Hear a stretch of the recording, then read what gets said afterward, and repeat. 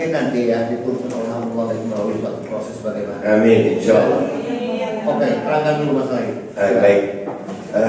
Tentang kematian, Habib Bahar menyampaikan seperti itu anjuran Rasulullah. Karena Rasulullah SAW mengatakan orang yang paling cerdas adalah orang yang paling banyak mengingat kematian. Saya setiap berjalan dengan beliau, alhamdulillah saya sudah berapa tahun menyiapkan sudah kain kafan. Saya sudah tahu mau dikubur di mana, saya sudah tahu siapa yang membukakan baju jenazah saya. Dan alhamdulillah mempersiapkan kematian itu bukan sebuah radikal. Mempersiapkan kematian adalah kepastian yang memang harus dipersiapkan setiap hamba Allah. Dan kalau berbicara bagaimana cara bicara Habib Bahar, yang mulia dengar sendiri bagaimana beliau tadi ngomong sama saya. Ya memang begitu. Indonesia ini luas.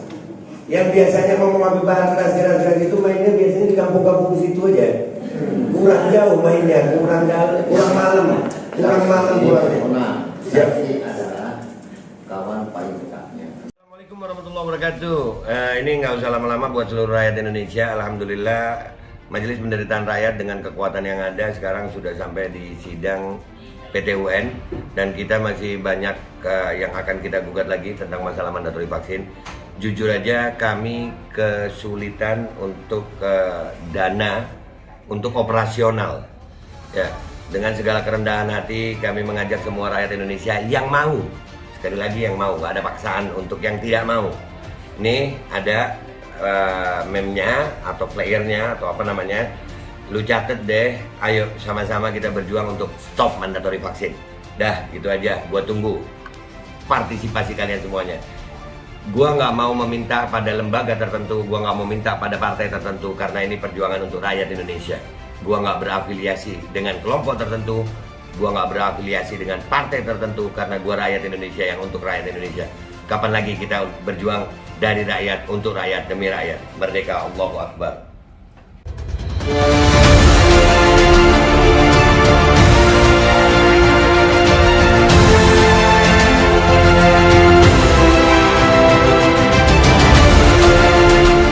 Iya, Bapak ya.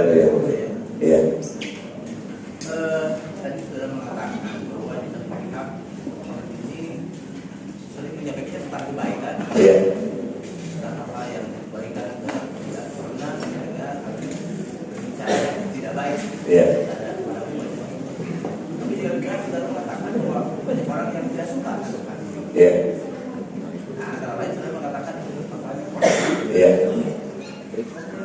kalau memang masalahnya politik, apakah saudara pernah dengar atau tahu bahwa partai ini ikut di gelanggang politik, misalnya mencalonkan diri sebagai bisa disebut anggota DPR misalnya ya, atau juga dia mendukung salah satu partai-partai tertentu sehingga berhadapan dengan partai lain yang berlawanan sehingga ada kebencian karena masalah politik yang menjadi alasan dia dibenci orang-orang tertentu. Ya. Ada yang mulia. Tahun 2019 di saat kami ikut Ijtima Ulama untuk 0102 dan itu karena Ijtima Ulama kami akhirnya saya melihat juga Habib mengikuti Habib Rizik. Itu sebetulnya bukan keputusan politik dari Habib Bahar murni, tapi Habib Bahar mengikuti Ijtima Ulama pada waktu itu. Dan itu yang membuat kami akhirnya sekarang ini kayaknya ya dalam tanda kutip yang mulia. Jadi ada kebencian perkara pilihan politik di tahun 2019.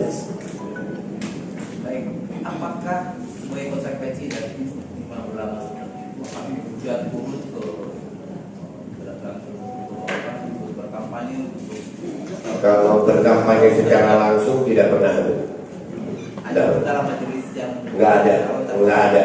Cuman Habib kan kelihatan banget kalau Habib itu bersama Ijtima Ulama. Habib Bahar beliau menyatakan bahwasannya akan mengikuti keputusan Ijtima Ulama.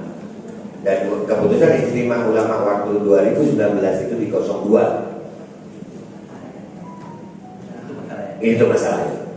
Dan itu kami melihatnya merambat sampai sekarang. Kalau memang itu masalahnya, kalau itu akan politik itu Iya. kan saudara tahu bahwa sekarang gabung di 01. Iya. Makanya di bagian Iya. pemerintah. Iya. Apakah mungkin kebencian itu sampai sekarang masih muncul, masih ada dan jadi alasan untuk tidak suka Habib Bahar? Indikasi terhadap itu kami temukan ya mulia. indikasi terhadap kebencian yang berlanjut. Apa itu? Wallahu alam, tanya sama yang benci yang boleh. Karena kami tidak pernah membenci mereka. Kami tidak pernah melaporkan mereka. Justru Habib Bahar yang berapa kali dilaporkan. Jadi tolong tanyakan alasan kebencian apa yang membuat mereka sampai melaporkan Habib Bahar. Oke, atau mungkin masalahnya karena tadi tentang bahwa saudara mengatakan ya bahwa amal nahi munkar itu seperti halnya menanam dan membasmi hama. Betul. Itu juga seperti serping uang di balik kirinya marmaruf di balik kanannya kan nggak mungkin dipisahkan gitu. Ya. Apa itu sebagai konsekuensi atau risiko dari seorang ulama yang menyampaikan tentang nahi munkar, dan apakah mungkin menyampaikan dakwah nahi munkar itu dengan cara lebih bijak sehingga tidak menimbulkan kebencian tetapi menimbulkan kesadaran bagi orang yang mungkin melakukan nahi munkar. Apakah cara itu mungkin yang belum pasti dilakukan oleh Habib? Kalau menilai bagaimana merasa tersinggung, ya. merasa kena, Ya. Kalau menilai bagaimana Habib Bahar, jangankan Habib Bahar, Rasulullah Shallallahu Alaihi Wasallam, manusia paling sempurna akhlaknya, tetap ada yang benci yang boleh. Tetap ada yang nggak nerima. Padahal sudah dengan penuh kelembutan Rasulullah. Tapi ada sisi-sisi di mana Rasulullah juga penuh ketegasan. Rasulullah pernah mengatakan, "Laukana Fatimah bintu Muhammad sarak laqata'tu yadaha," dengan suara tegasnya. Artinya andai kata Fatimah binti Muhammad, anaknya beliau radhiyallahu anha, melakukan pencurian, aku yang akan memotong tangannya. Ketegasan Rasulullah itu sampai ke anak-anaknya. Dan itu tetap aja juga ada yang benci. Jadi kami nggak bisa mengatur orang mau cinta atau mau benci sama Habib Bahar. Cuman kami kadang-kadang bingung juga, apakah dengan alasan kebencian sehingga membuat seseorang itu sampai seperti ini gitu. Padahal kita negara demokrasi, harusnya menyikapi perbedaan dengan cara yang lebih bijak juga ya. Ya. Saya juga sering ya. Ya.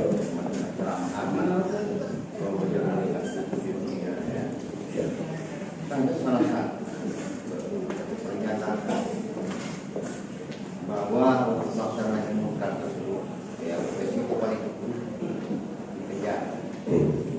Resiko terbesar adalah mohon maaf ya, kalau tidak berharap lagi. Benar, ya. Betul. Itu bahasa saya benar. Mereka bisa mendengar itu ya.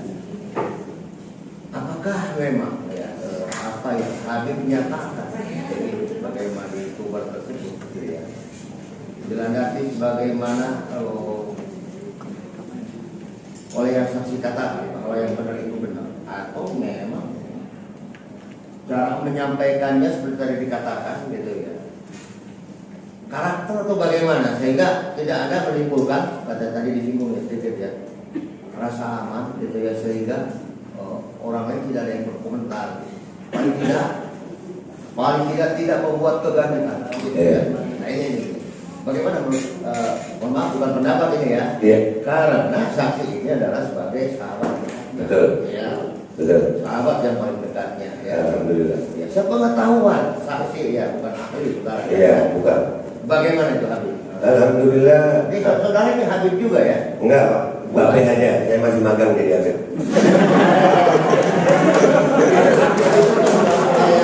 Habib mulia ya. Justru karena magang gimana? justru karena kemuliaan itu saya merasa malu dengan menggunakan gelar itu yang mulia. Jangan sampai kesalahan saya justru ditimpakan kepada Habib-habib yang lain. Ya mungkin nanti ya dituntut oleh Allah melalui suatu proses bagaimana. Amin, insyaallah. Oke, terangkan dulu masalah ini. Baik. Tentang kematian, Habib Bahar menyampaikan seperti itu anjuran Rasulullah. Karena Rasulullah SAW mengatakan orang yang paling cerdas adalah orang yang paling banyak mengingat kematian. Saya setiap berjalan dengan beliau, alhamdulillah saya sudah berapa tahun menyiapkan sudah kain kafan. Saya sudah tahu mau dikubur di mana. Saya sudah tahu siapa yang membukakan baju jenazah saya. Dan alhamdulillah mempersiapkan kematian itu bukan sebuah radikal. Mempersiapkan kematian adalah kepastian yang memang harus dipersiapkan setiap hamba Allah. Dan kalau berbicara bagaimana cara bicara Habib Bahar, yang mulia dengar sendiri bagaimana beliau tadi ngomong sama saya. Ya memang begitu. Indonesia ini luas. Yang biasanya ngomong Habib Bahar keras itu mainnya biasanya di kampung-kampung situ aja. Kurang jauh mainnya, kurang malam pulangnya. Nah, saksi adalah kawan paling dekatnya. Siap. Ya. Ya kita Iya, makanya saya tahu gitu ya. Saya menilainya secara objektif kok yang mulia. Ya betul. Memang. Saya tahu dia dari Sulawesi Utara, dari Gorontalo, dari Manado. Ibu saya dari Gorontalo. Yang mulia tahu kalau ada keluarga Manado kumpul yang mulia, duduk 2 meter kayak teriak yang mulia. 2 meter ini ngomongnya di sini. Ayah saya orang Solo. Kalau ibu saya itu datang keluarganya Gorontalo, kata ayah apa? Ada kerusuhan di rumah ini. Padahal cuma ngomong dekat-dekat yang mulia. Dan itu karakteristik. Tidak bisa menilai seseorang itu keras hatinya hanya dari ucapannya. Karena tidak sedikit yang mulia yang lemah lembut, pelongo-pelongo ternyata kejam juga.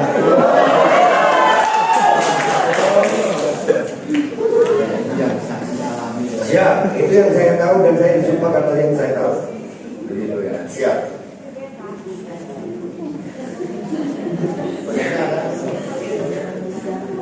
Bagaimana atas keterangan saksi ini? Saya ingin menambahkan dikit aja.